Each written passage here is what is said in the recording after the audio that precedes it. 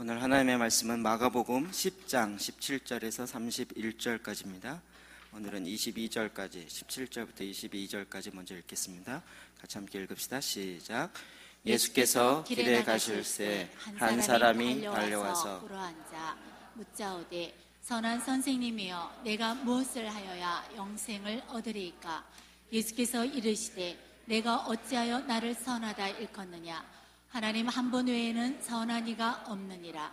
내가 계명을 안 하니 살인하지 말라, 간음하지 말라, 도둑질하지 말라, 거짓 증언하지 말라, 속여 빼앗지 말라, 내 부모를 공경하라 하였느니라. 그가 여짜오되 선생님이여 이것은 내가 어려서부터 다 지켰나이다. 예수께서 그를 보시고 사랑하사 이르시되 내게 아직도 한 가지 부족한 것이 있으니 가서 내게 있는 것을 다 팔아 가난한 자들에게 주라. 그리하면 하늘에서 보화가 내게 있으리라. 그리고 와서 나를 따르라 하시니 그 사람은 재물이 많은 고로 이 말씀으로 인하여 슬픈 기색을 띠고 근심하며 가니라. 아멘. 아멘. 아멘. 요즘 한국교회를 향하여 하나님께서 또 여러 사람들이 기본으로 돌아가야 된다, 기초로 돌아가야 된다, 이런 이야기를 참 많이 합니다. 저도 거기에 굉장히 공감하고 또 1년에 한 번 정도는 이 기본을 점검하는 것들이 정말 필요하고 좋은 줄 압니다. 제가 캠퍼스 사역할 때 캠퍼스를 이제 지부라고 그러는데 챕터 빌딩이라고 각 공동체를 세울 때 그 세우는 전략에 대한 매뉴얼이 있었습니다.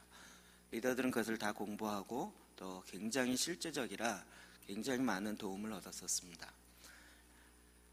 그렇게 지부를 세워갈 때, 우리로 얘기하면 교회를 세워갈 때, 공동체를 세워갈 때 짓다 보면 위에 뭔가 이렇게 부실하고 흔들리거나 허술한 부분이 있습니다. 그래서 이게 뭔가 잘못됐구나라고 하면 그걸 부수는 게 아니라 다시 지하의 기초로 돌아가야 되는 것이에요. 그래서 지하실에 기본 공사가 어떻게 되어 있는지를 점검하고 다시 위를 지어야 된다라는 전략입니다. 제가 처음 저희 교회를 하면서 1년에 한 번 정도는 이런 기초, 기본을 다루겠다라고 이야기했었는데 작년엔 못 다뤘습니다. 그래서 올해는 오늘부터 얼마나 될지 모르겠지만 정말 가장 기본, 그러나 가장 중요하고 정말 우리의 기초 속에 되어지는 부분들을 하나씩 점검하여 나아가기를 원합니다. 그 중에 오늘 첫 번째, 그리스도를 만나기 위한 준비. 신앙이란 교회를 다니는 것이 아니라 그리스도를 만나는 것입니다. 예수님을 만나는 것입니다. 오늘 본문에 보면 한 청년이 와서 정말 아주 순수한 질문을 합니다. 그것이 17절입니다. 같이 한번 읽겠습니다. 시작. 예수께서 길에 나가실새 한 사람이 달려와서 꿇어앉아 묻다오되 선한 선생님이여 내가 무엇을 하여야 영생을 얻으리이까? 한 청년이 달려와서 꿇어앉아 묻자오되 선한 선생이여 무엇을 하여 영생을 얻으리까? 가끔 이런 질문을 요구하는 또 상담을 요구하는 사람들이 있습니다. 목사님, 이 문제가 해결되어지면 내가 삶을 바꾸겠습니다. 사역 초기에는 정말 그런 줄 알고 열심히 대답하고 그래도 안 되면 막 책을 연구해서 대답을 해주고 이렇게 했습니다. 대부분의 사람이 이 문제만 해결되지면 내가 갖고 있는 이런 궁금증이나 이런 모순이 있는 것 같은데 기독교 안에 이것이 해결되어지면 내가 삶을 바꾸겠습니다. 이렇게 이야기를 많이 합니다. 요즘은 그 말을 잘 상담 안 합니다. 잘 안 듣습니다. 왜 그럴까요? 그 사람은 그 문제가 해결되지 않기 때문에 삶을 고치지 않는 것이 아니라 삶이 삐뚤어져 있기 때문에 그런 시비거리를 계속 만들어내는 것입니다. 딱 한 질문을 하죠. 이 질문이 정말 해결되면 예수님 앞에 100% 헌신하겠습니까? 그러면 아니요. 그냥 머리에 궁금한 지적 욕구를 한 번은 채워보고 싶은 그런 욕망에 불과한 것입니다. 사람들은 자기가 갖고 있는 자기의 모순을 너무나도 스스로 잘 알고 있습니다. 이런 것으로부터 뭔가 해결하고자 합니다. 자기가 갖고 있는 인간의 이중성, 아무리 성자라 할지라도 우리가 육신을 입고 있는 한 우리 인간이 갖고 있는 이 이중성의 문제를 어떻게든지 해결하려고 노력하는 것이 인간의 양심으로 말미암은 당연한 것입니다. 그러나 이것이 해결되어지지 않을 때 아예 포기하거나 아니면 아예 타협하거나 아니면 그래도 끝까지 해결해 보려고 노력하는 그런 다양한 부류가 나오게 되어지는 것이죠. 이 청년은 포기하거나 타협한 것이 아니라 끝까지 추구해 봤던 것입니다. 어떻게 해야 내가 영생을 얻을 수 있을까? 어떻게 해야, 무엇을 해야 내가 이거같이 할 수 있을까? 라는 고민을 했던 것이죠. 전에 제가 한번 이 본문 다루었었습니다. 이 청년의 문제 중에 하나는 질문을 잘못했다는 것입니다. 뭐죠? 무엇을 하여야 영생을 하리까? 이 질문 자체를 바꿔버리면, 앞뒤로 바꾸면 뭐가 됩니까? 영생을 얻으려면 무엇을 해야 합니까? 이런 질문이죠. 앞뒤를 바꿔보면. 그러니까 이 사람은 지금 전제를 정확하게 어떻게 갖고 있냐면 무엇을 해야 영생을 얻을 수 있다라는 강한 전제를 갖고 이 질문을 이미 하고 있는 것입니다. 나름대로 영생을, 영적인 생명과 영원한 생명을 얻기 위하여 정말 갈급함을 가지고 많이 노력했던 사람입니다. 그러나 자기가 자기를 볼 때에도 아직 그곳에 도달하지 못했다라는 그 갈급함을 갖고 있는 거죠. 도대체 어떻게, 무엇을 해야 하나님이 얘기하는 이 영적인 생명, 영적인 삶, 영이신 하나님과 영으로 예배하고 영이라고 이야기하는데 이게 도대체 뭔가, 이걸 알고 싶고 나도 그렇게 살아보고 싶은 거죠. 근데 그것이 안 되니까 계속 전전긍긍하다가 드디어 예수님 앞에 와서 질문을 했던 것입니다.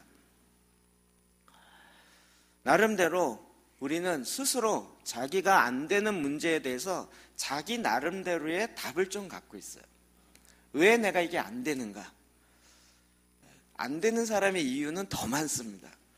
왜 안 되는지, 안 되는 아주 그 논리 정연한 이유들이 톡톡톡 나오죠. 우리가 흔한 예는 너무 바빠서라는 거죠. 너무 바빠서. 혹은 내가 너무 일에 지쳐 있어서 피곤하기 때문에 안 된다는. 아니면 왠지 예수님과 친해지면 돈과 시간이 많이 들 것 같은 이런 느낌이 오니까 왠지 좀 아닐 것 같아요. 예수님과 친해졌던 주위 사람을 보니까 자기 생활들 돌보지 않고 너무 광신자적으로 빠지는 것 같아서 난 저렇게 되기 싫어, 이런 마음속에 또 그렇게 하는 경우도 있는 거죠. 아니면 기독교라는 틀 속에 구속되기 싫다는 거예요. 특히 모태신앙이나 기독교적 분위기, 집안에서 자란 사람은 그냥 한국 기독교가 갖고 있는 규범적인 것들 있죠. 그 틀에다 나를 자꾸 넣으려고 하니까 그게 싫은 거예요. 왜 꼭 그렇게만 해야 되는가? 그거 말고 다른 방법은 없을까? 요즘은 이단들이 하도 많아서 어떤 게 진짜인지 몰라서 아무것도 안 믿겠다는 거예요. 이것도 참 되게 지혜로운 것 같지만 허구가 있죠. 이단이 너무 많아서 나는 아무 이단에도 안 빠지려고 아무것도 안 믿겠다는 거예요. 뭔지 아시죠? 음식이 너무 세균과 이런 게 많이 있기 때문에 어떤 것이 정말 좋은 음식인지 몰라서 나는 음식을 안 먹어버리겠다. 이런 결단과 비슷한 거죠.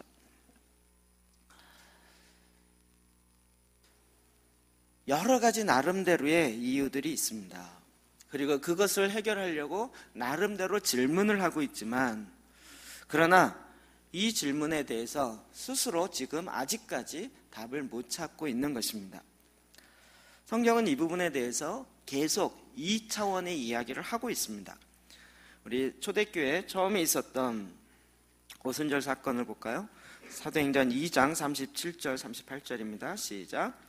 그들이 이 말을 듣고 마음에 찔려 베드로와 다른 사도들에게 물어 이르되 형제들아 우리가 어찌할까 하거늘 베드로가 이르되 너희가 회개하여 각각 예수 그리스도의 이름으로 세례를 받고 죄사함을 받으라. 그리하면 성령의 선물을 받으리니. 아멘. 아멘. 잘 아는 것처럼 초대교회 놀라운 하나님의 오순절날 첫 번째 오순절에는 하나님의 말씀이 임하였고 모세의 시내산에서, 그리고 그 6월절에 거의 완성이라고 이야기하는 성령이 임하는 사건이 있었습니다. 그래서 그들이 각각 자기의 고향 언어로 하나님의 말씀을 듣게 되었고 예수가 그리스도라는 것을 알게 되었습니다. 그러나 모르는 사람들은 이 사람들이 술 취했다, 아침 9시인데 아침 낮술에 취했다라고 이야기하자 욱하기 잘하는 베드로가 욱해서 설교를 하기 시작했습니다. 한 10분에 걸친 설교가 준비되지 않은 설교지만 아주 기가 막힌 구약의 맥을 확 뚫어버렸습니다. 이것이 요엘서에 기록되어 있는 말씀이 예언되어 있는 것인데, 메시아를 보내주겠다고 했고 그 메시아가 결국 믿는 유대인들에 의해서 죽은 바 되었다가 3일 만에 다시 부활하리라고 했는데 그것이 너희들이 못 박은 예수 그리스도다. 이 얘기를 듣자 그들의 마음에 찔림을 받았습니다. 그게 37절이에요. 그들이 이 말을 듣고 마음에 찔려 오순절날 약 예루살렘에 그 당시에 250만 명 정도 되어지는 많은 사람이 있었습니다. 예루살렘에는 한 70만 명 정도 되어지는 인구였습니다. 안산시만한 인구였죠. 거기에 명절이 되어지면, 절기가 되어지면 약 200에서 250만, 이 숫자 어디서 나온다 그랬죠? 요세푸스의 역사가에 의하면 양을 몇 마리 잡았는지가 나와요. 양을 몇 마리 잡아요? 25만 마리 잡았어요. 양 한 마리당 10명씩 했기 때문에, 그래서 계산이 250만 명 정도가 나온다는 거예요. 이제 절기가 좀 마음에 들어오시죠? 네, 죄송합니다. 6월절을 지키고 오순절을 지키면서 하나님이 절기 가운데 이렇게 이것이 있을 것이라고 예언했던 그래서 절기, 모회도 하나님의 신성한 약속이고 성회로 모이라, 1년에 3번씩 총 연습을 해라, 그 연습에 실제가 온 것이다 라고 베드로가 강력하게 메시지를 전한 거죠. 그때 이 말을 들은 거기에 와 있는 많은 사람들이 마음에 찔림을 받았습니다. 찔림을 받으면서 자기가 갖고 있는 생각대로 그러면 내가 이렇게 해야지 라고 한 것이 아니라 질문을 한 거죠. 이르되 형제들아 우리가 어찌할꼬 하거늘. 여러분, 이들은 절기를 지키는 자였고 1년에 3번씩 하나님의 말씀 따라 예루살렘에 왔던 자였고, 그렇기 때문에 하나님의 토라의 말씀들을 나름대로 지키고 열심으로 했던 사람들입니다. 그러니까 그들의 삶의 스타일대로, 신앙 패턴대로 산다면 더 절기를 열심히 지키고 더 율법을 온전히 지키면 구원 얻을 것이다, 이렇게 나간 것이 아니라 그들의 머릿속에 약간 멘붕 같은 게 온 거죠. 그러면 우리가 어찌해야 할꼬? 여기서 또 무엇을 해야 할 것인가, 이 질문을 하는 것 같은데 답을 보면 전혀 다른 답이 나온 것을 볼 수 있습니다. 38절, 베드로가 이르되 너희가 회개하여 예수 그리스도의 이름으로 세례를 받고 제사함을 받으라. 첫 번째 뭐라고요? 회개하라. 저는 회개 그러면 그냥 돌이키라, 딱 이 단어로 해석이 되어집니다. 너의 삶을 바꾸라고요. 너의 삶의 주인을 바꾸라고요. 너의 그동안 살아왔던 삶의 방향을 변환시키라고요. 돌이켜라, 회개하라, 이게 그냥 아유 내 잘못했구나, 그냥 죄책감에서 벗어나라, 이 정도가 아니라고요. 그동안 살아왔던 삶의 습관을 완전히 변화시켜서 목적 자체를 완전히 바꿔서 그것을 예수 그리스도 하나님 중심으로 바꾸는 것, 이것이 회개의 가장 큰 핵심입니다. 돌이키라는 거예요. 돌이켜라. 여러분, 돌이키지 아니하고 예수 그리스도를 만날 수 없습니다. 돌이키지 아니하고 하나님 아버지의 사랑 가운데 들어갈 수가 없습니다. 돌이키는, 회개하는 이 일들이 우리 안에 있어져야 합니다. 저는 탕자의 비유를 보면서 아버지가 그 둘째 아들이 나가는 걸 보면서도 왜 끝까지 잡지 않았을까? 우리나라 같으면 절대 허락지 않죠. 이놈 다리 몽둥이를 부러뜨리죠. 어디다가 대고 아버지 유산에다가 욕심을 내, 이렇게 할 것인데 그 아버지는 오히려 그가 허랑방탕하게 쓸 줄도 알면서도 내주고, 그러나 스스로 돌이켜 돌아오기를 기다리는 그 아버지가 결국 하나님의 모습이었죠. 돌이키라는 거예요. 회개하라, 삶을 바꾸라는 거예요. 두 번째로는 예수 그리스도의 이름으로 세례를 받고 죄사함을 얻어라.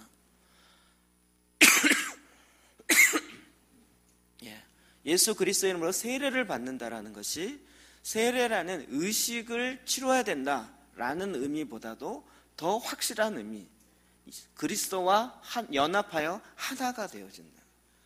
세례라는 그리스도와 함께 죽고 그리스도와 함께 산다라는 거예요. 이것이 세례이죠. 그냥 머리 위에 물을 뿌렸다, 물속에 들어갔다, 아니 물속에 들어갔다 나오든 뿌리든 상관없이 예수 그리스도와 연합하는 것, 이것이 세례의 가장 본질이죠. 세례를 받으라, 이 얘기가 그냥 물속에 들어가라 이 정도가 아닌 것입니다. 세례 교인이 되어라 이 얘기가 아니라 예수 그리스도와 연합하여, 왜요? 오직 예수 그리스도만이 유일한 하나님 아버지 앞에 나아갈 수 있는 길이요, 더 외에 바로 그 길이고, 예수님이 바로 유일한 그 생명이고, 예수님이 바로 그 유일한 진리이기 때문에 예수 그리스도와 연합하여야 아버지 앞에 갈 수 있고 영원한 영생을 얻을 수 있는 거죠. 이것을 대체할 수 있는 그 다른 어떤 것도 없다고요. 그러면 어떻게 돼요? 죄사함을 받게 돼요. 즉 죄사함, 2차적인 죄사함이 아니라 원죄에 해당되어진 1차적인 죄의 문제, 내 마음에 하나님 두기를 싫어함으로 그렇게 행했던 그런 죄악에서 이젠 떠나서 내가 하나님을 기뻐하고 즐거워하고 하나님을 더 갈망하게 되어지는 그 죄사함, 하나님을 원천적으로 마음에 두기 싫어했던 그것으로부터 돌이켜서, 그래서 이제 예수 그리스도와 연합하여 하나가 돼요. 그러면 어떻게 돼요? 그리하면 성령의 선물을 받으리니. 성령이 선물로 임해요. 이거 다 사실은 우리가 무엇을 하여야 영생을 하리까, 어떤 행동, 봉사를 해야 된다, 뭘 해야 된다, 이런 차원의 이야기가 아니라 가장 기본적이고 가장 본질적인 이야기를 베드로가 하는 것이죠. 이것은 오늘도 동일합니다. 하나님의 진리의 말씀은 어제나 오늘이나 다르지 않습니다. 이 비슷한 사건이 예수님보다 6개월 앞서 먼저 일했던 세례 요한에게 나타납니다. 누가복음 3장 8절부터 10절입니다. 같이 읽어볼까요? 시작. 그러므로 회개에 합당한 열매를 맺고 속으로 아브라함이 우리 조상이라 말하지 말라. 내가 너희에게 이르노니 하나님이 능히 이 돌들로도 아브라함의 자손이 되게 하시리라. 이미 도끼가 나무 뿌리에 놓였으니 좋은 열매 맺지 아니하는 나무마다 지켜 불에 던져지리라. 무리가 물어 이르되 그러면 우리가 무엇을 하리이까? 아멘. 세례 요한이 광야에서 외치는 소리가 되어서 외치기 시작했는데 그것이 뭐냐면 회개하라, 천국이 가까웠느니라 라는 것이었습니다. 그러면서 그들에게, 세례 요한에게 다가오는 많은 유대인들을 향하여 뭐라 그랬냐면 회개에 합당한 열매를 맺어라 라고 해요. 또 회개 얘기 나오죠. 돌이키라고요. 돌이켜서 합당한 열매를 맺으라는 거예요. 영적 기도했다고 모든 것이 다 됐다라는 착각에서 빨리 벗어나야 합니다. 회개에 합당한 열매 맺고, 그런데 그들의 속에 이런 생각이 있었어요. 아브라함이 우리 조상이라 말하지 말라. 나의 조상이 아브라함이고 내 혈통이 아브라함의 맏대손이다. 이것이 그들에게 늘 자랑이었기 때문에 내가 너희에게 이르노니 하나님이 능히 이 돌들로도 아브라함의 자손이 되게 하시리라.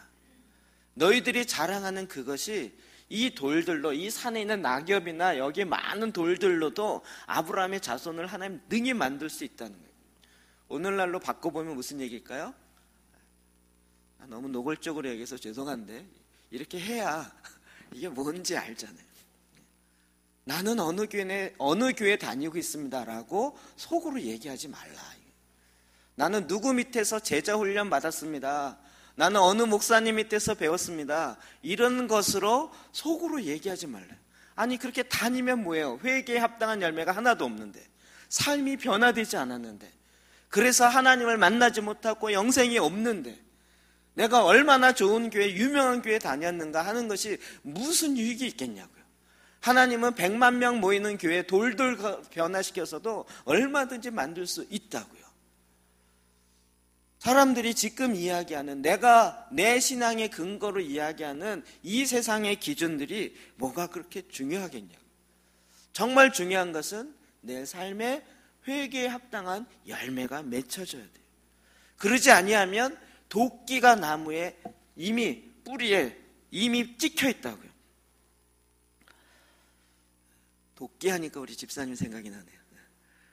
정말 이만한 장작도요, 한 방이면 나가더라고요. 한 방이면. 나무의 결을 딱 봐가지고 한 방이면 왕창 나가요. 뭐 한 50년 동안 자란 나무라 할지라도요, 딱 한 방 치면 나가는. 지금 그렇게 되어 있단 말이에요. 도끼가 나무 뿌리에 놓였으니 열매를 맺지 아니하는 자는 다 찍어서 내어 던지리라. 유대인들이 2500년 동안 절기를 지키고 하나님의 토라의 말씀을 알고 외우면서 그렇게 살았다 할지라도 진정한 예수 그리스도를 알지 못하고 그 종교적인 형태 안에만 있기 때문에 정말 예수님이 와도 예수님인지 알지 못했던 그들을 향하여 회개에 합당한 열매를 맺으라 라고 강력하게 이야기하는 거예요. 한국교회는 이미 종교 2세대, 3세대로 넘어가고 있어요. 저도 신앙으로는 저희 집에서는 1세대입니다. 저희 부모님보다 제가 먼저 예수님을 믿었고, 저희 아버님은 돌아가시기 직전에 세례를 받았고, 뭐 이 정도입니다. 근데 이제 1세대 신앙생활 했던 건 별로 없고, 대부분 2세대, 3세대인 거죠. 그러니까 어머니에 의해서, 부모에 의해서. 그러다 보니 그냥 그런 분위기 속에서 살아가고 있고, 그냥 왠지 안 하면 이상한 거예요. 왠지 주일날 교회 안 가면 그냥 껄쩍지근할 뿐이지, 뭔가 마음속에 뭐 이렇게 이런 건 아닌 거예요. 여러분, 아무리 그렇다 할지라도 우리가 유대인보다 더 하겠습니까? 그들이 1000년 동안, 1500, 2000, 2500년 동안 그 삶을 계속적으로 살아왔는데, 그들을 향하여 세례 요한이 회개하라, 천국이 가까이 왔느니라. 회개에 합당한 열매를 맺지 아니한, 회개에 합당한 열매가 뭘까요? 그 다음에 보면 무리들이 나와서 똑같은 질문합니다. 우리가 무엇을 하리까? 무리들이 나와서 가로되 우리가 무엇을 하리까? 무리들이 워낙 못 알아들으니까 세례 요한이 아예 실제적으로 이야기해요. 뭐라고 얘기해요? 무리들에게 이야기하면서 두 벌 옷을 가진 사람은 그 한 벌을 가난한 자에게 나눠주라고요. 먹을 것도 이렇게 하라 라고 이야기해요. 회개에 합당한 열매가 뭔지를 잘 몰라요. 그냥 쌓아놓지 말고 나누라는 거예요. 굳이 뭐 2벌, 3벌, 내일 모레까지 준비하면서 이렇게 가지 말고 주변에 아직 한 벌도 없어서 그런 하나님의 마음이 합하여서 그런 삶을 살으라고요. 이 행위를 함으로 구원을 한다는 이야기가 아니라 하나님의 마음이 그렇게 합하지라고요. 세리에게도 왔어요. 세리도 우리가 무엇을 하여 구원을 얻으리까? 우리 같으면 뭐라고 얘기할까요? 교회 다녀야 돼요. 성경 읽어야 돼요. 근데 그렇게 얘기해. 추상적으로 얘기하지 않아요. 부가된 쇠만 거두어라. 그보다 더 이상 거두지 말아라. 부가된 쇠만큼만 거두라는 거예요.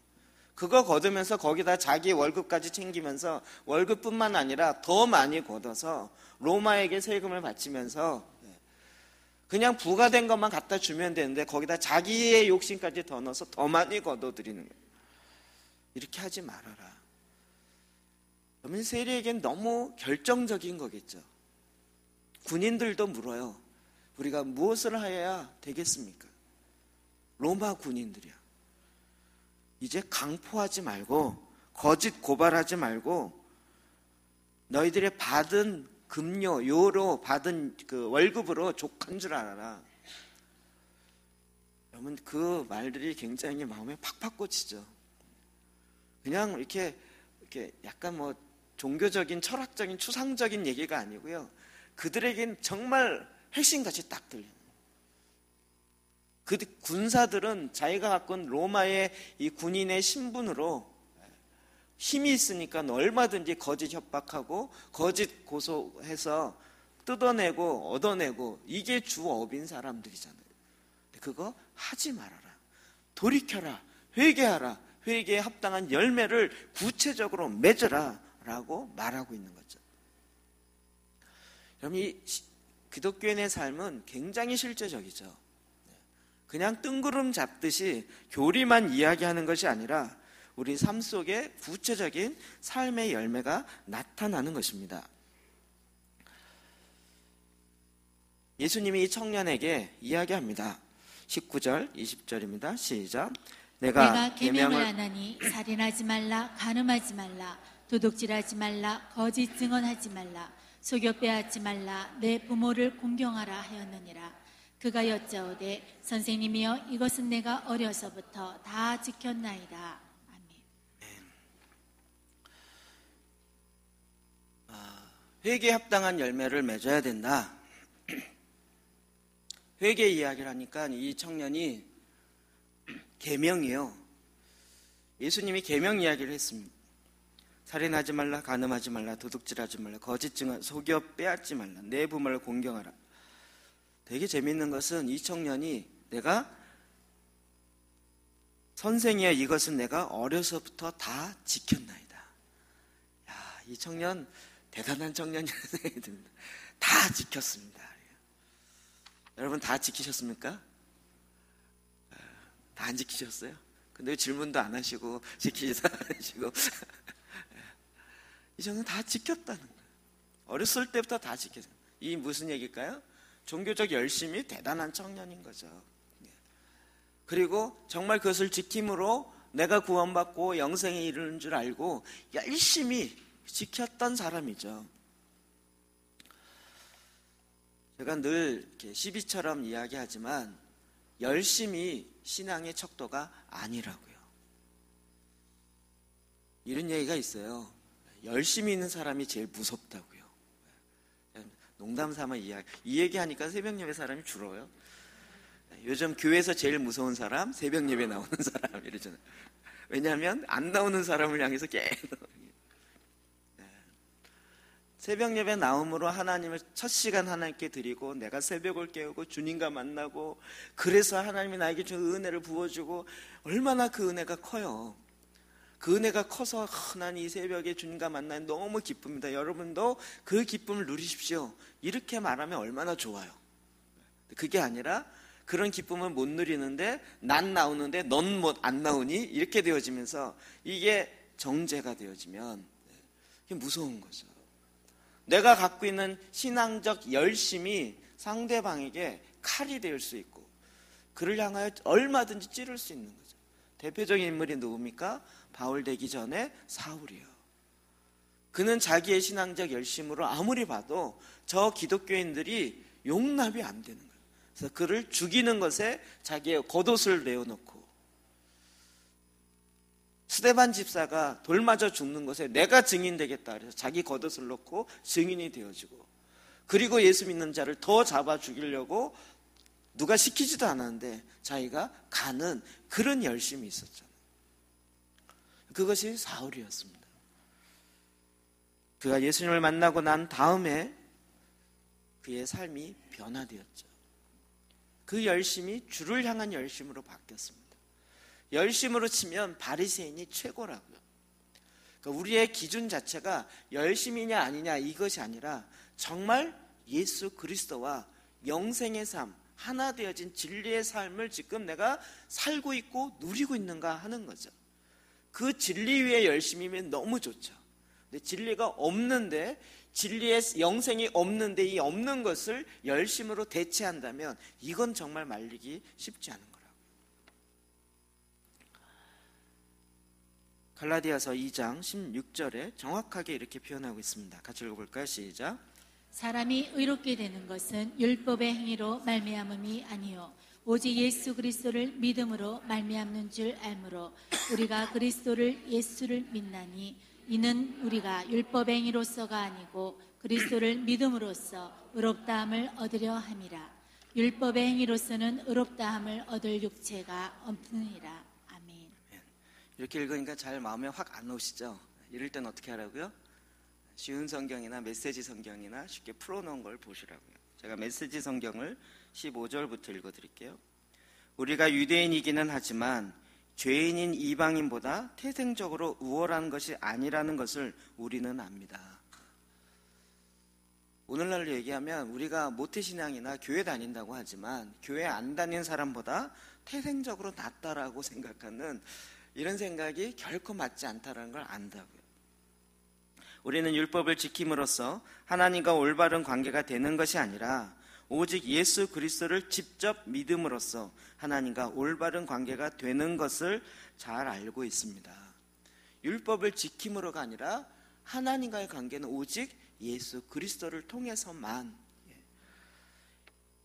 어떻게 합니까? 우리가 그것을 시험해 보았기 때문입니다. 우리는 이 세상에서 가장 훌륭한 율법 체계를 가지고 있습니다.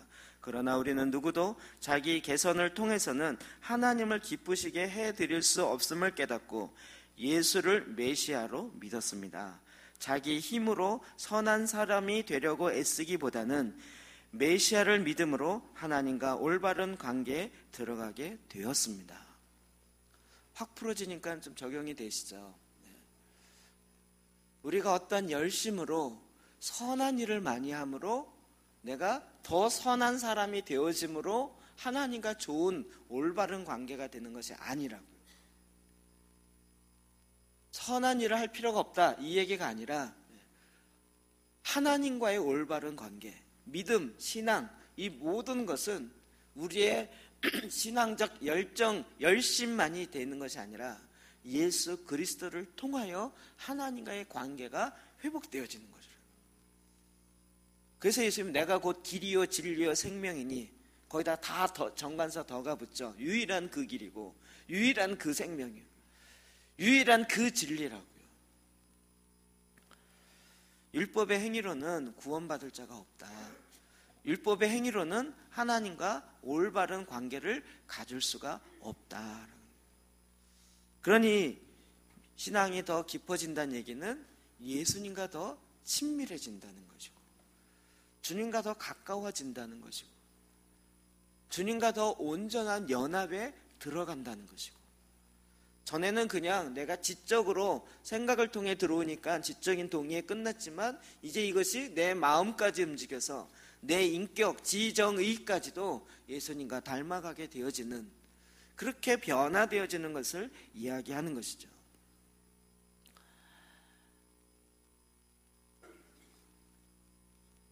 율법 체계, 얼마나 율법 체계 정말 대단합니다. 우리는 율법 구약 모세 오경만 갖고도 막 진저를 치는데 유대인들은 그건 토라, 완전 토라이고요.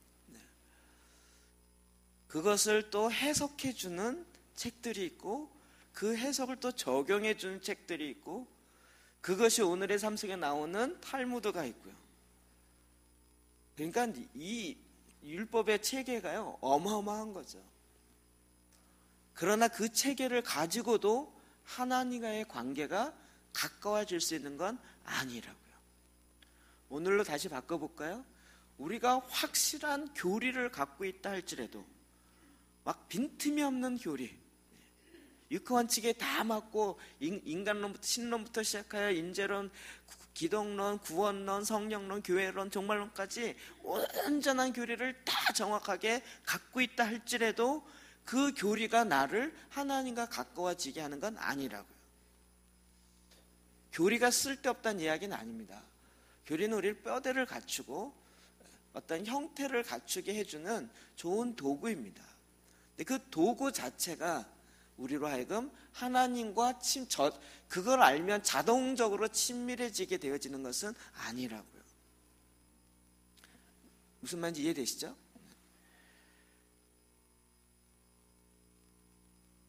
우리는 이것이 우리에게 얼마나 소중한지를 보게 되어집니다. 그래서 예수님이 이제 그 청년이 예수님을 정말 온전하게 만나지 못하는 그 이유를 알려주십니다. 그게 21절이죠. 시작.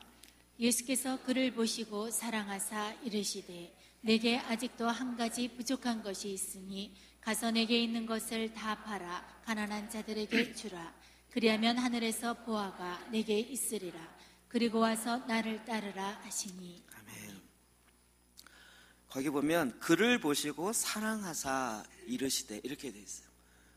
예수님이 야, 너 이거 하나 아직 모르지 자식 이것도 몰라 이런 마음이 아니고 그를 사랑하사, 그가 정말 애쓰고 그렇게 노력하고 이런 모습이 정말 사랑스러운 거예요. 그래서 사랑하니까 뭘 얘기했을까요? 네가 영생을 얻을 수 있는 그 길, 그리고 네가 영생을 얻지 못하는 이유를 정확하게 알려주셨겠죠.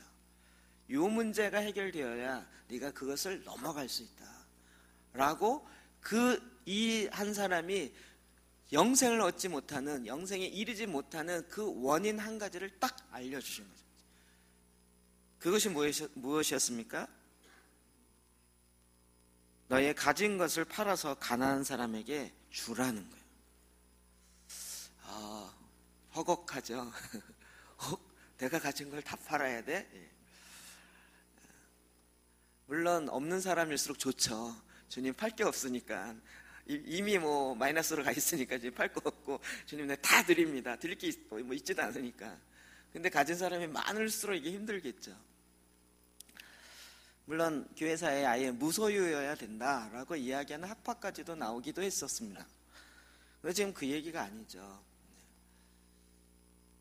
네가 정말 영생을 얻음에 있어서 딱 그 산을 넘지 못하는 한 문제가 있는데, 하나님보다 네가 갖고 있는 소유를 더 사랑하고 있다는 거예요. 하나님은 우리의 소유를 부정하지 않으세요. 무소유여야 간디처럼 무소유 운동을 하고 무소유를 해야 구원받을 수 있다 이렇게 얘기하지 않으세요. 우리에게 11조를 내라 얘기는 가진 게 있기 때문에 내라 그러지 하나도 안 주면서 이러지 않으시잖아요. 우리가 지금 이걸 정리하는 시간은 아니니까. 어떤 소유 문제를 이야기하는 것이 아니라 지금 이 청년이 예수 그리스도의 진정한 영생에 이르지 못하는 그 한 문제, 넘지 못하는 그 산, 그것을 정확하게 알려주신 거죠. 그럼 아까 무리들에게 세례 요한이 이야기하고 또 세리에게 이야기하고 군병들에게 이야기하죠. 딱 그들이 갖고 있는, 그들이 넘지 못하는 바로 그 문제. 무리들에게, 그 군인들에게 했던 것처럼 더 이상 포악하지 말고 받은 요로 족한 줄 알아. 그럼 우리는 뭐라 그러겠어요? 아멘, 난 얼마든지 그래요. 그건 어려운 거 아니에요. 세리에게 했던 얘기를 무리에게 했다면 뭐 세금 걷지도 않고 뺏기지 않는 게 다행이니까 그건 너무 쉬운 거예요. 근데 각각 넘지 못하는 그 문제에 딱 부닥치는 거죠. 그럼 그와 같은 방해물이 있다는 것이에요. 22절 볼까요? 시작. 그 사람은 재물이 많은 거로 이 말씀으로 인하여 슬픈 기색을 띠고 근심하며 가니라. 아멘. 이 사람은 딱 걸려있는 문제가 뭐였냐면 재물이 많은 거예요. 재물이. 그럼 이 신앙생활을 이렇게 하다 보면 요 부닥치는 봉착되어진 상황이 온다는 거 아시죠? 제가 이렇게 웃음이 나죠? 어느 순간 가면 탁 부닥치는 문제가 있어요. 그것만 부닥치면 꼬리가 탁 떨어지면서 거기에 이거는 너무 힘들어, 어려워. 딱 그거 넘지 못하는 그 문제가, 그래서 막 딱 부닥치고 나면 고개를 숙이고 이거 정말 쉽지 않구나. 그리고 멀리 가다 보면 또 이게 너무 공허해요. 다시 열심을 내고 막 가다 보면 다시 그 벽에 다시 또 도착해. 거기 딱 부닥쳐. 그럼 이거 여전히 힘들어. 이건 정말 이걸 어떻게 하라고. 이건 못하는 거야. 그리고 또 다시 뒤로 갔다가 마치 밀물 썰물 있듯이 들락날락하면서 여기를 왔다 갔다 하면서 못 넘게 만드는 그것이 사람마다 있다고요. 사람마다. 그것이 그 사람에게는 두려움으로 다가와요. 돈이 없는 사람은 돈 없는 것이 두렵지 않죠. 뭐 없기 때문에 두려움도 있지만, 많이 갖지 않은 사람은 많이 갖지 않은 것 때문에 막 스트레스 받거나 이래 두렵지 않죠. 원래 그런 것에 마음이 없기 때문에. 그 두려움이 사람마다 있는데 그 두려움이 딱 부닥치면서 내가 하나님과의 가까움, 친밀함, 이 산을 넘지 못하면서 딱 좌절하게 되어지는 그 일이 있게 되어지는 거죠. 이 청년도 재물을 잃을 것에 대한 두려움 때문에 결국 예수님을 따르지 못했어요. 제가 보기에 이 청년 이름은 안 나오지만 나중에 지옥에 있든 천국에 있든 그 후에 어떻게 됐을지 모르니까 만나면 엄청 후회할 것 같아요. 그러지 않을까요? 네, 지옥에 갔다 치면 지옥에 무슨 자기가 재물을 가지고 갔겠습니까? 그냥 맨손으로 왔으니 맨손으로 가는 게 우리 인생인데, 그래서 야, 그때 내 가진 것뿐만 아니라 우리 집안에 가진 거 다 줄걸, 그리고 주님을 따랐으면 나도 예수님의 12제자 중에 하나가 되어서 영원토록 얘기가 됐을 텐데, 그때 따르지 않아서 내가 지금 여기 얼마나 안타까워했을까요? 얼마나 안타까워했을까요? 그런데 그가 살아있는 그 순간에는 이것이 그가 뛰어넘기 너무나도 힘든 문제였어요. 사람마다 이게 있다고요. 사람마다. 어떤 사람은 성공이라는 것이고요, 어떤 사람은 사람에게 인정받는 것이고요. 난 인정만 받으면 되겠다. 근데 그 인정받는 게 안 돼서 되어지는 거예요. 어떤 사람에게는 자기 자신이 즐기는 거예요. 나는 누군가 나에게 간섭하는 게 제일 싫고 내가 내 마음대로 하는 거예요. 예수님도 내 마음대로 믿고 싶고요. 어떤 거는 편해지고자 하는 거예요.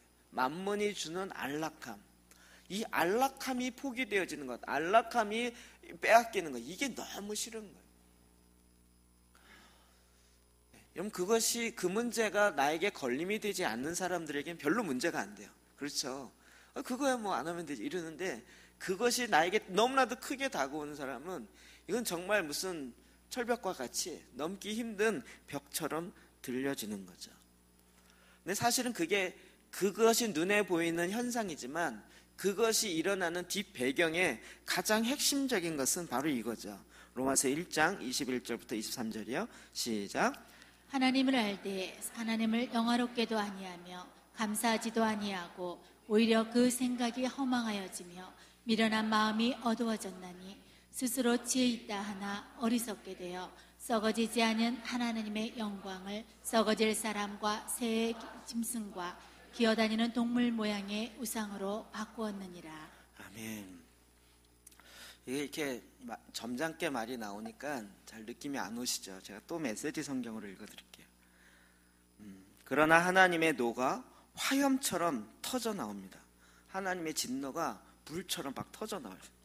사람들의 불신과 범죄와 거짓의 행위가 쌓여가고 사람들이 애써 진리를 덮으려 하기 때문입니다. 하나님을 알아요. 아는데도 진리를 덮으려고 그래요. 그러나 하나님이 실제하신다는 것은 너무도 분명한 근본 사실입니다. 그저 눈을 떠 보기만 해도 보이지 않습니까? 하나님이 창조하신 것을 찬찬히 그리고 유심히 바라보았던 사람들은 언제나 그 눈으로 볼 수 없는 것, 이를테면 그분의 영원한 능력이나 신성한 신비를 볼 수 있습니다. 하나님이 만드신 자연이나 하나님이 만든 이 자연의 법칙을 눈 뜨고 찬찬히만 봐도 하나님이 만들었다라고 말할 수밖에 없는 것이 확실하다고요. 또 여러분도 확실하게 아십니까? 모르세요? 그냥 눈 뜨고 찬찬히만 봐도 확실하게 알아요. 잘 눈을 안 뜨고 안 보시거나 감고 있거나 아니면 아예 보려고 하지 않기 때문에, 오직 내가 관심 있는 뭐 돈이나 성공이나 인정이나 이런 쪽에 관심이 있으니까 이걸 잘 안 보게 되는 거죠. 저는 이렇게 제 얼굴을 저희 아내가 저희 딸이 하는 게 있는데, 남자치고 자기 얼굴 많이 보는 사람 없다고. 근데 저는 제 얼굴 굉장히 많이 봐요. 얼굴 생긴 걸 보는 게 아니고요, 기능을 봐요. 눈썹이 너무 신기해요. 제가 몇 개 없지만 이게 어떻게 여기 났을까? 이게 자라요. 계속 자라요. 여기 눈썹이 없으면 어떻게 된다고요? 이 보는 문제에 있어서 여러 가지 어려움이 생겨요. 여러분은 머리카락의 소중함을 잘 모르지만, 그럼 제가 머리가 없는 게 아니라 머리가 다시 나지 않는 거죠. 무슨 얘기인지 이해하세요? 여러분, 머리카락이 많은 것이 아니라 머리카락이 빠지고 다시 나오기 순환이 잘 되는 거고, 저 같은 사람은 빠지는데 다시 나는 게 많이 멈춘 경우를 이야기하는 거죠. 여러분이나 저나 빠지는 수는 비슷해요. 근데 이게 어떻게 되냐고요. 제가 전에도 이야기했죠. 머리카락 다시 나게 하는 거 개발하면 이 세상에 모든 돈을 거의 긁어모을 정도로 할 수 있다고요. 아니면 머리카락과 똑같은 것을 만들어낼 수 있으면 어마어마한 돈을 모을 수 있다고요. 피부요. 피부랑 똑같은 거예요. 희한해요. 하나님이 뭐 얼굴에 여기 뭐 나면, 저는 이렇게 뭐 나면 가만히 안 둬 짜요. 그냥 이제 습관상 짜요. 그러니까 막 얼굴에 뭐 이렇게 딱지 같은 게 많이 왔는데, 신기한 거는요, 그게 계속 피가 흐르지 않고 좀 있으면 멎었다가 좀 지나면 다시 원상으로 돌아와요. 제가 띄어낸 딱지만 보면 어마어마하게 쌓였을 것 같아요. 너무 신기해요. 우리 안에 이 재생 능력이요, 어마어마해요. 이런 걸 보시면 이거를 그냥 우연히 됐다고 하시겠습니까? 우연히? 여러분, 치아가 우연히 이 턱에 났겠을까요? 치아가 혹 잘못해서 머리에 나거나 이쪽 어깨에 나거나 이빨 중에 하나라도 뭐 가슴에 나거나 이러면 어떻게 됐을까요? 다른 뼈 여기 아지란히 이렇게 나요. 약간 뭐 삐뚤삐뚤할 수 있지만, 저희 딸 치아 나는 거 보면서 그게 걱정됐어요. 여기 안 나고 이상하게 천장에 나거나 다른 데 나면 어떡하지? 그런데 가지런히 나요. 아니, 우리가 진화됐다면 중간 과정이 있어야 될 거 아니에요. 그런 게 없어요. 자연의 이치를 보더라도요, 정말 기가 막혀요. 눈을 뜨고 보면 하나님이 창조하셨다, 창조주가 있다라는 것을 알 수밖에 없다고요. 따라서 누구도 변명할 수 없습니다. 사실을 말하면 이렇습니다. 사람들은 하나님을 너무도 잘 알고 있었지만 그분을 하나님으로 대하지 않고 그분을 경배하기를 거부했습니다. 이게 실제죠. 너무나도 잘 알고 있어요. 잘 알고 있는데 스스로 하나님을 대하지 않고 그를 경배하지 않았다고. 그럼으로써 그들은 스스로 어리석고 혼란에 빠진 하찮은 존재가 되었고 결국 삶의 의미도 방향도 잃고 말았습니다. 그들은 다 아는 것처럼 행세하나 자기가 다 안돼요. 자기가 자기의 문제 다 안돼요. 그것도 이거 해결되는 방법도 다 안돼요. 자기가 다 아는 것처럼 행세하나 사실은 삶에 대해 아무것도 모릅니다. 심지어 그들은 온 세상을 손에 붙들고 계신 하나님의 영광을 어느 길에서나 살 수 있는 싸구려 조각상들과 바꾸어 버렸을 정도입니다. 하나님의 영광을 우리 가운데 내 안에 주셨어요. 하나님의 형상으로 지음받은 내 안에 하나님의 거룩, 하나님의 온전, 하나님의 글로리, 모든 사람이 가장 원하는 하나님의 셰카이나의 영광, 이런 것을 우리에게 주셨는데 이거를 그냥 돌이랑 바꿨고 조각이랑 바꿨고 우상이랑 바꿨어요. 누가요? 내가요. 하나님을 분명히 알 수 있는데 그것들을 동물 우상과 바꿔버렸어요. 그리고 이게 하나님이다라고 자기 스스로 이야기했다. 자기 스스로 하나님을 딱 버리니까 그거 외에 다른 걸 하나님처럼 찾아야 되는 거예요. 성공을 찾든지 돈을 찾든지 뭐 사람으로 인정받는 걸 찾든지 뭐 사랑받는 걸 찾든지 뭐든지 이걸 찾아야 되는 거예요. 근데 근본이 버려지니까 이 문제가 해결되지 않죠. 요한 1서 2장 15절은 또 이렇게 이야기하고 있습니다. 시작. 이 세상이나 세상에 있는 것들을 사랑하지 말라. 누구든지 세상을 사랑하면 아버지의 사랑이 그 안에 있지 아니하니 이는 세상에 있는 모든 것이 육신의 정욕과 안목의 정욕과 이생의 자랑이니 다 아버지께로부터 온 것이 아니요 세상으로부터 온 것이라. 아멘. 하나님을 사랑하는 것이 안 된다. 왜 그렇다고요? 다른 걸 사랑하기 때문에 그렇다고. 쉽잖아요. 하나님을 만나고 하나님과 인격적으로 더 가까워지고, 이게 안 되는 것은 뭐냐면 뭔가 다른 걸 만나고 다른 것과 더 친밀해지고 다른 것과 더 가까이 가려는 그것이 있기 때문에 이것의 대치로 갖고 있는 거죠. 그래서 그게 뭐예요? 하나님을 사랑하는 것과 세상을 사랑하는 것, 이 둘 중에 하나를 택한다고요. 죄악된 세상이에요. 하나님이 창조한 세상이 아니라. 그래서 이 세상의 것을 더 사랑하기로, 하나님의 것보다 세상의 것을 더 사랑하기로 했단 말이에요. 이 청년처럼 재물을 더 사랑하기로 한 거예요. 그런데 자기의 영혼의 근본적인 문제가 해결되지 않아요. 영생의 문제가 정말 아무리 봐도 자기가 이게 안 되는 거예요. 그래서 어떻게 하면 이 문제가 해결될 수 있을까? 그리고 왔어요. 예수님이 뭐라 그랬어요? 정말 해결될 수 있는 그 길을 알려줘. 네가 세상을 더 사랑해, 재물을 하나님보다 더 사랑하고 있어요. 그래서 그 재물을 내려놔라. 우선순위를 바꿔라. 하나님을 더 사랑하는 우선순위로 바꿔야 네가 영생을 얻고 회개하는 구체적인 삶의 열매가 맺혀지는 것이고, 예수 그리스도와 더불어 하나님과 친밀하는 이 삶이 되어지는 것이다 라고 얘기하는 거죠. 우리는 자꾸 하나님의 방법보다 나의 방법이 더 옳다라고 생각해요. 마가복음 10장 26절 27절 시작. 제자들이 매우 놀라 서로 말하되 그런즉 누가 구원을 얻을 수 있는가 하니, 예수께서 그들을 보시며 이르시되 사람으로는 할 수 없으되 하나님으로는 그렇지 아니하니 하나님으로서는 다 하실 수 있느니라.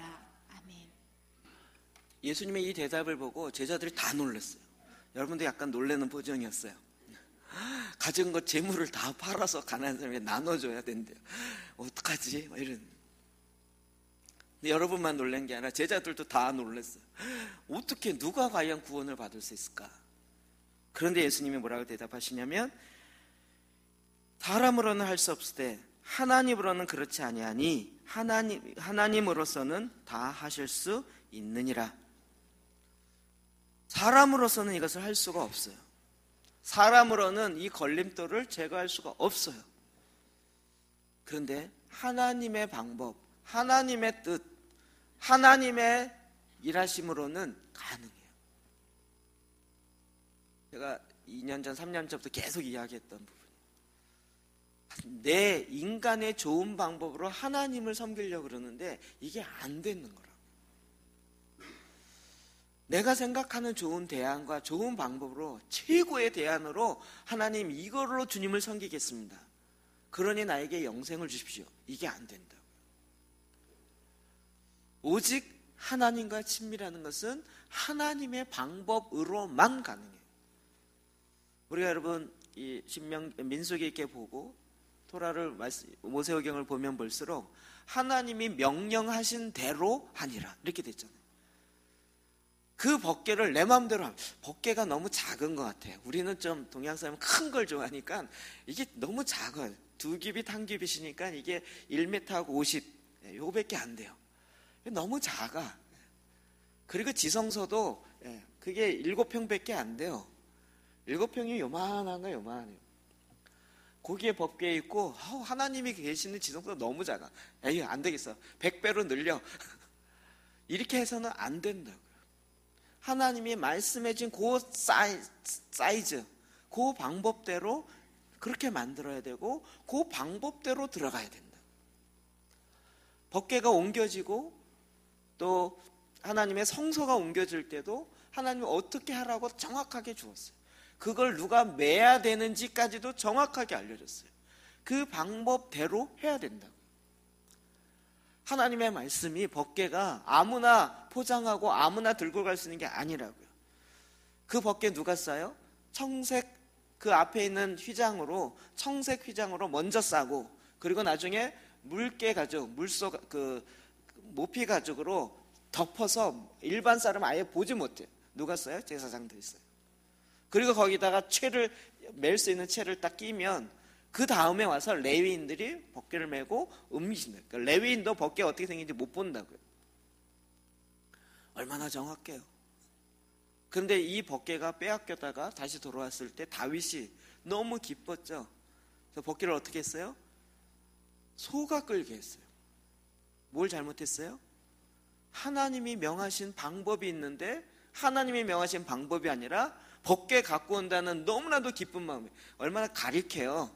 벗게 잃어버렸다면 사울 왕은 찾지도 않았던, 왕이 있을 동안 한 번 찾지도 않았던 그 벗개를 다윗은 왕이 되자마자 갖고 왔잖아요. 그것만 해도 얼마나 기특해요. 그런데 하나님이 우사를 완전히 찢어 죽이게 하면서 그 축제의 잔치를 갑자기 장례식장으로 바꾼 거예요. 왜 그랬을까요? 하나님이 명령한 방법대로 아니었기 때문에. 레위인의 어깨에 메고 벗개를 움직여야 돼요. 소달구지에 매갖고 움직이는 게 아니라고요. 하나님의 말씀은 제사장들에 의해서 그 어깨에 메고 움직이게 돼 있지 그냥 무슨 포장되어 갖고 어떻게 갈 수 있는 게 아니라고요. 우리가 하나님을 만나고 하나님의 친밀한 가운데 들어가고 그러므로 영생을 얻고 이 모든 것들은 사람이 만들어 놓은 방법으로 절대 될 수 있는 게 하나도 없다고요. 오직 하나님이 만드신 그 길, 하나님이 행하신 그 방법, 하나님의 말씀하신 하나님의 그 시점에 바로 그 일들, 그럴 때 우리가 주님을 만나고 주의 방법대로 가게 되는 것이라고요. 내 방법이 더 좋은 것 같은, 우리는 하나님이 만들어 놓은 십자가의 그 길보다는 십자가 없는 내가 만들어 놓은 길이 더 괜찮아 보이는 거예요. 그래서 이것이 더 좋은 것 같아요. 하나님 이걸로 합의 봅시다. 근데 하나님이 절대 합의를 안 보십니다. 우리가 그래도 초등학교 혹은 유치원까지는 좋았죠. 주님 믿을 때 하나님 웬만하면 들어주시고 땡깡 부리면 그래 이렇게 들어주시고. 근데 어느 시점이 되면 절대 안 되는 것이 있어요. 하나님이 절대 이 방법을 포기하지 않으세요. 왜요? 이건 영원한 규례이고 계속 모든 사람에게 주어진 하나님의 우리에게 알려준 길이었기 때문에 그래요. 자, 우리가 잘 아는 요한복음 3장 16절부터 봅시다. 시작. 하나님이 세상을 이처럼 사랑하사 독생자를 주셨으니 이는 그를 믿는 자마다 멸망하지 않고 영생을 얻게 하려 하심이라. 하나님이 그 아들을 세상에 보내신 것은 세상을 심판하려 하심이 아니요 그로 말미암아 세상이 구원을 받게 하려 하심이라. 그를 믿는 자는 심판을 받지 아니하는 것이요 믿지 아니하는 자는 하나님의 독생자의 이름을 믿지 아니하므로 벌써 심판을 받은 것이니라. 그 정죄는 이것이니 곧 빛이 세상에 왔을 때 사람들이 자기 행위가 악함으로 빛보다 어둠을 더 사랑한 것이니라. 아멘. 하나님의 방법은 무엇이었습니까? 우리에게 아들을 주시는 것이었어요. 예수 그리스도를 주시는 것이었어요. 독생자 외아들. 그래서 그를 믿는 자가, 그를 의지하는 자가, 예수 그리스도와 연합하여 세례를 통하여 하나 되어지는 자가, 예수 그리스도로 말미암아 죄의 사함을 받은 자가, 예수 그리스도로 말미암아 이제는 세상이 아니라 하나님을 사랑하기로 하는 그런 자가, 하나님이 예수 그리스도를 통하여 그것을 만들기로 하신 거죠. 그래서 하나님이 그 아들을 세상에 보내신 것은 세상을 심판하고자 하는, 예수 안 믿는 자를 죽이고자 함이 아니라 오히려 세상을 구원받게 하기 위함이에요. 이건 하나님이 우리에게 제시한 하나님의 방법이에요. 아무리 신앙이 1000년, 2000년 그렇게 대대손손이 믿었다 할지라도 하나님의 이 방법 외에 다른 것은 있을 수가 없다고요. 나는 믿고 있다 착각하지 마세요. 지적 동의를 이야기하지 않아요. 그냥 내 머리로 나 그 사실을 알아. 이순신 장군이 명량대첩을 통하여 그 일본의 왜군을 물리쳤다라는 사실을 알아. 이것과 예수님이 십자가에 지셨다는 사실을 알아. 이것과 별 차이가 없다면 그거는 그냥 지적 동의예요. 머리로 아는 것뿐이에요. 그것으로 구원 얻는 것이 아니라 영적인 삶이란 하나님과 실제적인 조움, 하나님과 만남이 실제적으로 있는 것이에요. 그를 믿는 자는 심판을 받지 아니하는 것이요 믿지 아니하는 자는 하나님의 독생자 이름을 믿지 아니함으로 벌써 심판을 받은 것입니다. 믿는다라는 것은 사랑한다는 것. 아까 얘기한 것처럼 하나님 사랑하는 것과 세상 사랑하는 것. 자, 19절. 그 정죄는 이것이니 곧 빛이 세상에 왔을 때 사람들이 자기 행위가 악함으로 빛보다 어둠을 더 사랑한 것이니라. 빛이 오기 전에는 모두가 다 세상을 사랑했어요. 그렇기 때문에 내가 빛을 사랑하지 않는 줄을 몰랐어요. 그리고 여기서 살다 보니까 여기 사는 사람보다는 조금 더 나아요. 그래 난 구원받을 수 있게 이런 식으로 생각했어요. 빛이 왔어요. 빛이 딱 오니까 여기 있는 모든 사람들이 내가 빛보다 어둠을 더 사랑하고 있어요. 하나님보다 성공을 더 사랑하고 있고, 어떨 때는 하나님보다 내 사역의 열매라는 것을 더 사랑하고 있고, 하나님보다 자기 자신을 더 사랑하고 있고, 하나님보다 내 가정이 우선시 되어져 있고, 하나님보다 내가 만든 어떤 공들인 탑이 우상이 되어 있고요. 빛이 왔는데 그 빛 때문에 내가 어둠을 더 사랑한 것이 드러나요. 그래서 하나님을 싫어요. 빛을 싫어해요. 그럼 이것이 어느 순간 나는 모든 이 세상의 즐거움 다 버렸습니다. 오직 주님만 쫓겠습니다라고 했지만 어느 순간 보면 벌써 이 고무줄처럼 다시 세상에 딱 붙어 있어요.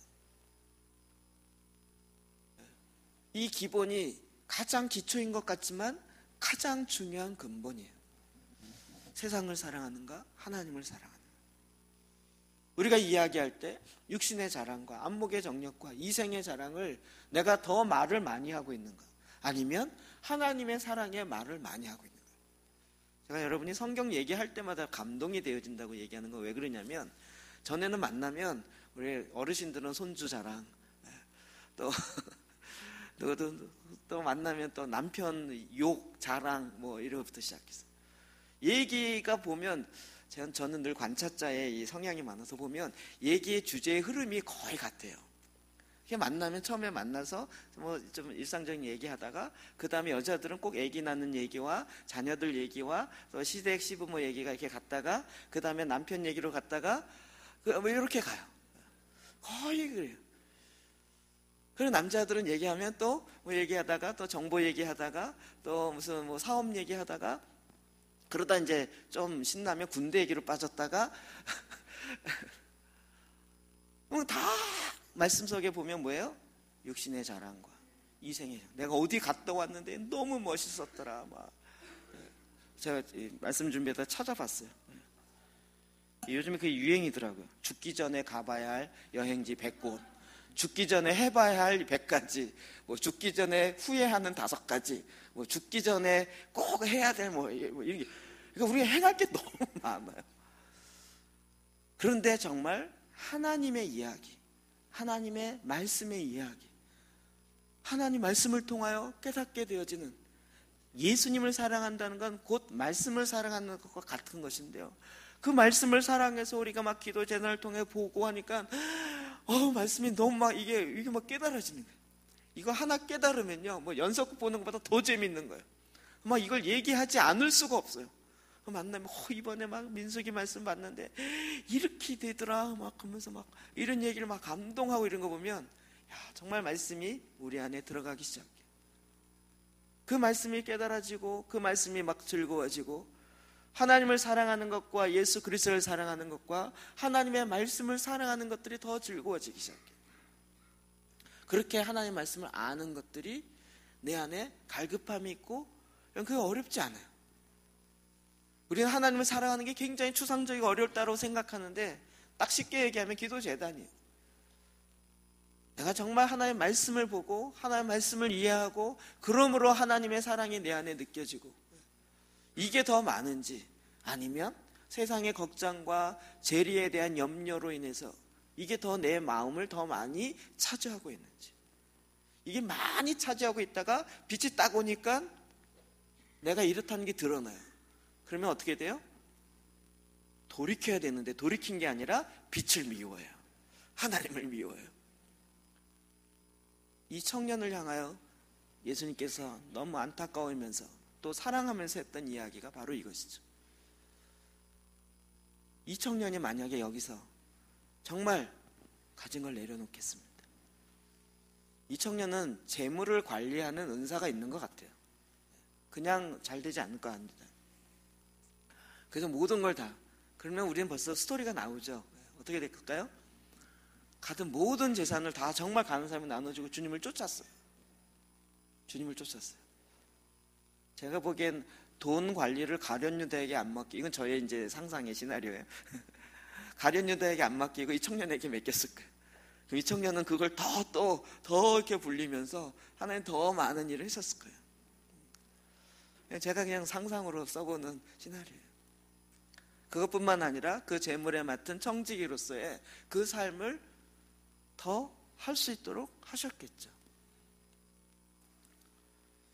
주님이 오늘 우리에게 주님을 만나는 것, 빛 가운데 들어가는 것, 이거 신앙의 가장 큰 핵심이에요. 오늘 말씀을 통하여 그래서 세상을 사랑하는 것이 아니라 하나님을 사랑하는 거예요. 그 하나님을 사랑하는 그 삶이 실제적으로 구체적으로 내가 주의 말씀을 읽고 그 말씀을 사랑하고 그 말씀을 묵상하고 읊조리고 그 말씀으로 내 삶의 기초를 삼고 그 말씀을 내 마음에 새기고 그 말씀을 내 마음에 세워서 그 말씀으로 말미암아 내 혼이 그 말씀의 기준대로 거기에 도달하도록 점차 바꾸기 시작하고 그리고 성장하기 시작합니다. 이것이 주님께서 우리에게 예수 그리스도를 만날 수 있는 준비케 하는 거예요. 준비케 하는 거예요.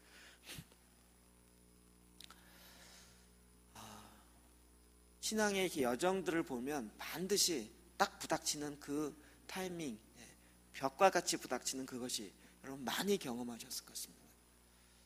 근데 이제 하나님의 방법으로 하나님의 뜻대로 따르기로 하나님을 사랑함으로 주님 내가 이거 가진 거 다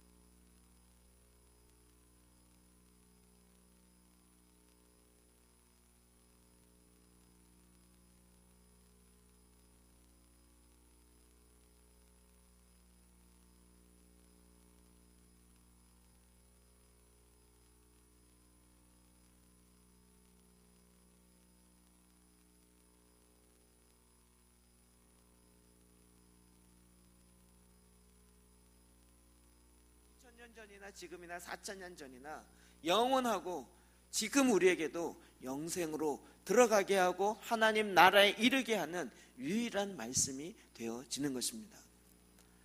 오늘 이 영생의 삶을 하나님의 방법 주의 이름으로 축복합니다. 회개하여 돌이켜서 예수 그리스도와 연합하는 세례에 들어감으로 제사함을 받고 성령으로 충만함을 받으시기를 주의 이름으로 축복합니다. 기도하시겠습니다.